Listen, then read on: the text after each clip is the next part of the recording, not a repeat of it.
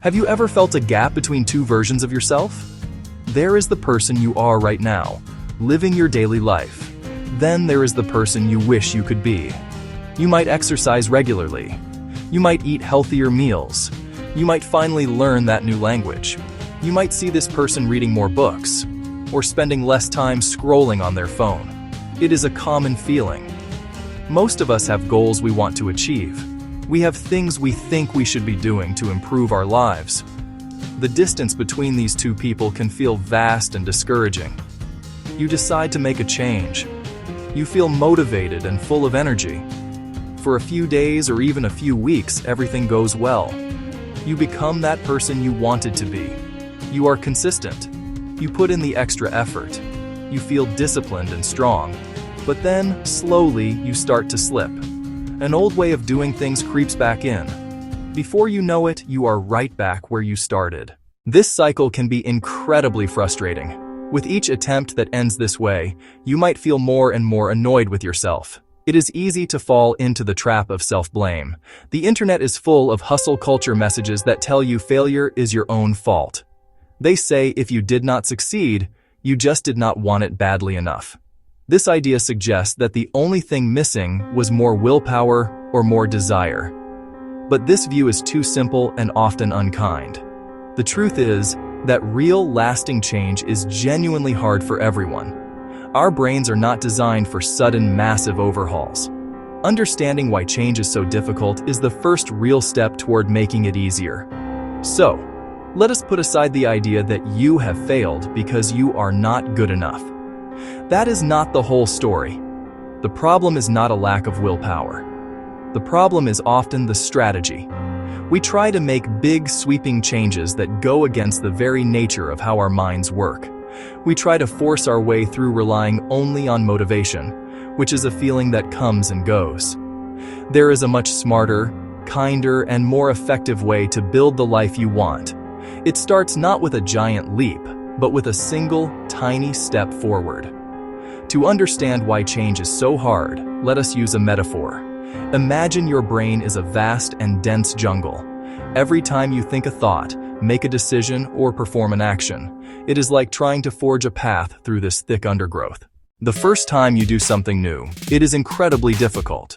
You have to push aside thick vines and step over tangled roots. It takes a lot of energy and concentration just to move a few feet forward. Your brain, by its nature, hates to expend unnecessary energy. It is always looking for the most efficient way to operate. So it uses a clever trick. Repetition tramples plants into trails. The first journey creates a faint, rough trail. The second time is a little easier. The more often, the more defined it becomes. Over time, a simple trail widens into a street. Eventually, it becomes a smooth, multi-lane highway that takes almost no effort. These mental highways are the habits and automatic behaviors that fill your day. We use them because they are comfortable, familiar, and efficient. This is why we tend to do what we have always done. New behaviors ask your brain to leave the highway and hack through jungle again. By adulthood, your jungle is crisscrossed with decades of streets and highways. Building a new trail near the superhighway of going home to relax is hard. Your brain will be tempted by the easier, more familiar route. To navigate this inner jungle, imagine two helpers in your mind. The first is a wise, thoughtful planner. Slow, deliberate, analytical. It handles strategy, long-term thinking, complex tasks, even when uncomfortable, like waking early to work out. Your second helper is like an impulsive toddler living only in the present. It responds to immediate desires and hates hard work, loving instant rewards.